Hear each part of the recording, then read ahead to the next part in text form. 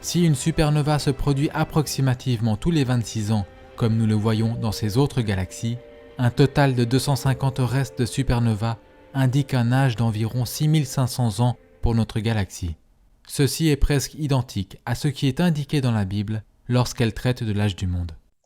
Ah, c'est sûr, quand tu as déjà une idée de la seule réponse que tu es prêt à accepter, omettre la moitié des infos pour valider tes préconceptions est aisé. Yo les internautes. Aujourd'hui, on continue la vidéo précédente et malgré la trépanation que j'ai dû m'infliger pour la dernière partie, j'ai toujours plus de neurones que le narrateur de cette vidéo. Combien je vais encore en perdre aujourd'hui?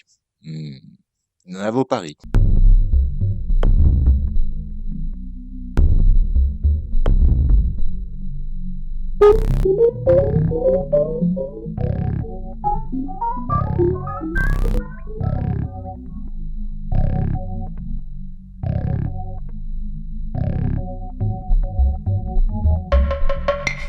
Un nombre si réduit de restes de supernova indique une galaxie extrêmement jeune, qui n'a certainement pas des millions ou des milliards d'années, mais plutôt des milliers d'années. Pour le dire autrement, si les évolutionnistes avaient raison à propos de l'âge de la Terre, nous verrions des dizaines de milliers de restes de supernova dans notre galaxie, et non pas environ 250. Je vous renvoie à ma vidéo précédente, mais encore une fois, oui, si tu exclus 99% de tout ce qui parle de l'âge de quoi que ce soit, la géologie, la biologie, la cosmologie, la paléologie, les méthodes de datation telles que la biostratigraphie, le paléomagnétisme, la téphrochronologie, la chronologie relative, les méthodes de datation radiométrique telles que la datation au carbone, à l'uranium-plomb, au sanarium-néodyme, potassium-argon, au rubidium-strontium, à l'uranium-thorium, et j'en passe au moins autant. La datation par trace de fission, par chlorine 36 ou par luminescence, si tu mets tout ça de côté, oui, en zappant aussi la grande partie de notre galaxie qu'on ne peut pas voir, effectivement, on peut en déduire ça. J'adore quand on sert d'un truc qui paraît scientifique pour soutenir une idée que l'ensemble de la science réfute. Ah, le biais de confirmation couplé à la mauvaise foi, ça donne vraiment que des arguments moisis. Pour que nous puissions exister sur Terre, notre Soleil se devait d'être une étoile d'une masse et d'une température aux proportions parfaites, ni trop chaud, ni trop froid. Le Soleil ne doit rien. Effectivement, la Terre est dans ce qu'on appelle sa zone habitable, mais toutes les étoiles disposent d'une zone habitable. Et encore une fois, le Soleil est une étoile tout à fait banale. Putain, j'ai l'impression de me répéter. Serait-ce parce que les créationnistes ont tellement pas d'arguments qu'ils se sentent obligés de recycler des idées qu'ils ont trouvées dans le dépotoir des idées à la con de l'humanité? Notre Soleil génère une quantité parfaite d'énergie pour qu'il y ait de la vie sur Terre. Non, la vie sur Terre ne dépend pas uniquement du Soleil. Je prends pour exemple toutes les formes de vie qui peuplent les eaux très profondes, les extrémophiles anaérobiques qui vivent dans les milieux anoxiques, et autre chose aussi. Le Soleil, pour les humains tout du moins, semble surtout parfait pour nous filer des cancers de la peau, car une partie de son rayonnement nous est nocif. Alors croire qu'il a été conçu pour nous est aberrant. Enfin, si tu trouves que le Soleil est parfait pour la vie, je te propose d'aller t'y installer. Non, non, non, prépare pas de valise. C'est tellement parfait là-bas que t'auras besoin de rien. Le Soleil relâche plus d'énergie en une seule seconde que ce que l'humanité a produit durant toute son histoire. Oui, et alors? Le Soleil est une étoile de plus de 4 milliards d'années et de plus de 1,910 puissance 30 kilos, alors que l'humanité a à peine 3 millions d'années et n'a accès qu'aux ressources de la Terre qui fait seulement 5,910 puissance 24 kilos. En somme, tu compares l'incomparable et tu te mystifies avec des ordres de grandeur auxquels tu captes rien, histoire de faire du sensationnalisme. Mais tu ne prouves qu'une seule chose, ton manque total de compréhension couplé à une malhonnêteté pathologique. Si nous éprouvions une chute d'énergie solaire, ne serait-ce que de quelques pourcents, tous les océans se mettraient à geler.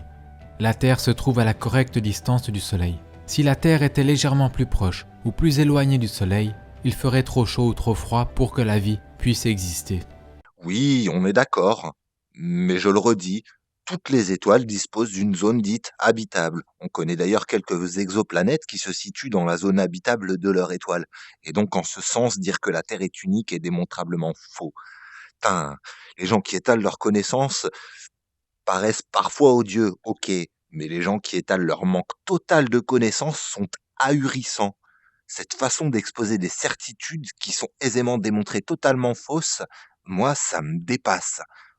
La taille de la Terre est elle aussi adaptée, ni trop grosse ni trop petite. De plus, heureusement pour nous, la taille de la Lune, principal responsable de la régulation des marées sur Terre, est adéquate. Adéquate. Adéquate pour. Et aussi, qu'est-ce qui te permet de dire ça? T'as une étude à l'appui parce que jusqu'à maintenant, ta vidéo, c'est qu'une énorme rationalisation ad hoc. Non, pas le capitaine. C'est du latin. Ça veut dire un truc totalement arbitraire ajouté sans fondement pour soutenir une thèse mise à mal, pour la préserver. Et toute la rhétorique des créationnistes ne se fonde que sur des hypothèses ad hoc. D'ailleurs, ça me donne une idée. Fort à propos, qui me libérera. Tonnerre de Brest, moule à gaufres, ectoplasme, bachiboujouk, australopithèque, naufrageur, troglodyte, vanupier, visigoth, pirate, emplâtre à graisse de hérisson, iconoclaste, marchand de tapis, marin d'eau douce, zouave interplanétaire, dorifore, sapajou, ornithorynque, bois sans soif, anthropophage, coloquinte, flibustier, ostrogoth, sacripant, technocrate, saltimbanque, gyroscope, paltoqué, cataplasme, rapace, anthropopithèque, chauffard, pyromane, polygraphe, nom d'une pipe, que le diable vous étripatouille. Ah, je sais pas pour vous, mais je me sens vachement mieux. Ceux-ci ne sont que quelques exemples d'une longue liste de facteurs qui se doivent d'être exacts, aussi bien sur le plan cosmique que terrestre, pour que la planète puisse accueillir la vie. Dans beaucoup de cas, si vous altérez quelque peu ces facteurs, équilibrés avec précision, la vie serait impossible sur Terre. Assomption, et pas des moindres. Si le Soleil était, je sais pas, beaucoup moins chaud, par exemple, et que la Terre était plus proche de lui, elle serait toujours dans sa zone habitable. Inversement, si le Soleil était plus chaud et la Terre plus lointaine, idem. Et niveau perfection, tu diras quoi quand le Soleil en bout de vie deviendra tellement énorme qu'il avalera Mercure, Vénus et viendra pour lécher la surface de la Terre? C'est parfait pour le barbecue? Sauf que c'est toi qui seras sur le grill, toi et ta vision anthropocentrée totalement myope au fait. Celui par exemple que les estimations postulent qu'un dixième des étoiles du même type que le Soleil, qui je le rappelle ne saurait être plus banal, pourrait potentiellement disposer de planètes habitables. Et autre fait que tu omets, le catalogue d'exoplanètes de Kepler et de TESS. En somme, encore une fois, merci de faire la présentation de ton ignorance absolue. Et pour bien marteler le point, oui, si tu changes un seul paramètre, ça marche pas. Mais es-tu si obtus que tu ne peux pas envisager d'en changer plusieurs? Tu parles d'équilibre. Ne comprends-tu pas que pour équilibre y avoir, plusieurs variables doivent être prises en compte? Enfin, au final, je me demande ce qui existe que tu sois à même de comprendre. Sur Terre, de nombreuses formes de vie sont complètement dépendantes les unes des autres. Des exemples de ceux-ci sont les insectes et les plantes telles que les abeilles et les plantes porteuses de pollen. Si les plantes ou bien les abeilles évoluaient l'une avant l'autre, les deux n'auraient pas survécu. Elles doivent avoir vu le jour au même moment. Non, non, non. Tout ce que cela prouve, c'est qu'elles ont évolué conjointement. Mais j'oubliais dans ta tête malade de religieux qui admet que le terme religion est péjoratif, vu qu'il l'attribue à l'évolution pour la rabaisser à son niveau, via des termes créés de toutes pièces par manque d'arguments, tels que évolutionnisme, de la même façon que les homéopathes ont inventé ce terme vide de sens qu'est l'allopathie. Je vous renvoie à l'étude sur la coévolution en description, mais je suis outré du fait qu'à chaque fois on parle de pollinisateurs, mais jamais de parasites. Peut-être parce que cela met plus en avant la course évolutive, et que admettre ses erreurs ou sa méconnaissance, c'est clairement pas un truc de créationniste. Les bassins océaniques et l'atmosphère de la Terre ont le mélange exact et le bon équilibre en gaz. Si l'on changeait ces gaz de quelque façon, la vie animale et végétale sur Terre mourrait. Bon, dans un premier temps, tu pourrais déjà remercier la vie parce que si les cyanobactéries n'avaient pas été là pour nous fournir l'oxygène dont on bénéficie aujourd'hui, la vie, il n'y en aurait pas. Et ensuite, oui, si on change la composition de notre atmosphère, on risque tous de crever.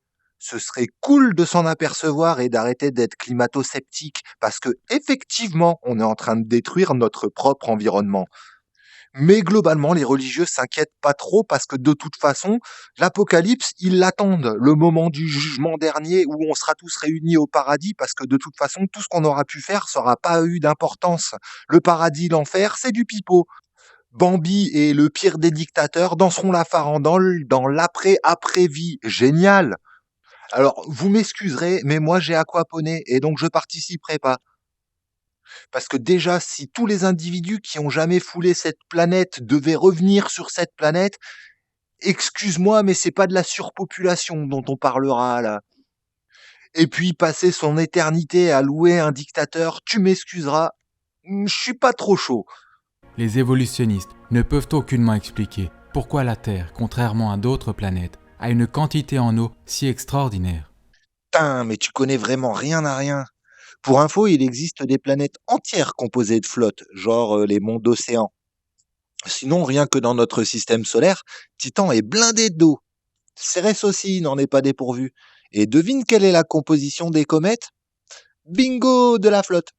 Pour info, de l'eau, il y en a aussi sur la Lune, et son origine est la même que l'eau sur Terre. CF étude en description. Une autre étude en description propose des modèles qui, partant d'un nuage moléculaire torique, peuvent obtenir de l'eau telle qu'on la connaît dans les bonnes proportions. Mais c'est bien, étale aux yeux de tous tout ce à quoi tu ne bites rien.